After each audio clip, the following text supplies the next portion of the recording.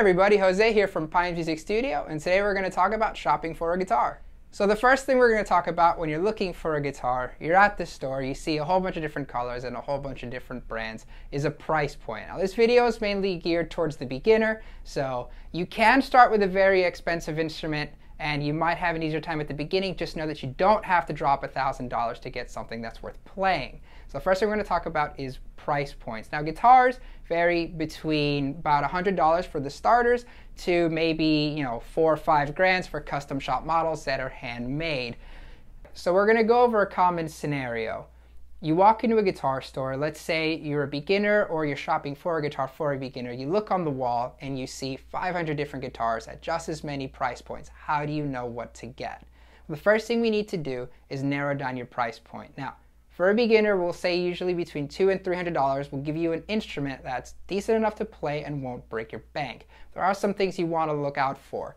This guitar that I just played has what's called a stop tail bridge. So this is a bridge where the strings are firmly connected to the guitar. You're going to see some guitars that have what's called a floating bridge, which can be moved and changes the pitch or the sound of the strings. Now for a beginning instrument, you really want to try to avoid those because they can be a bit of a nightmare to keep in tune. And the last thing you want is in the middle of your song or your practice that your guitar is out of tune and you have to constantly be tuning your guitar, right? Something else you want to avoid is packages. So you're going to see some packages where they have a guitar, an amp, and all these fancy things for about 250 bucks. But it'll even say, you'll get the guitar for 250 and you'll get the amp for free. But, that's not really true. You'll get maybe a $150 guitar and a $100 amp. When you are shopping for a guitar, you want to make sure that the instrument has, decent quality, and you don't want to split that up between all the different things, the guitar and the amp. Try to buy the amp separate, and it gives you more choices as far as what you get when you're shopping.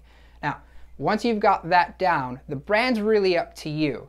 So try a bunch of different guitars out.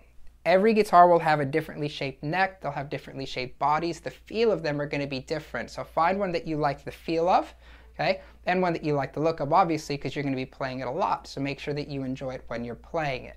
Now the last thing we're going to talk about, this is the most important thing, is the setup.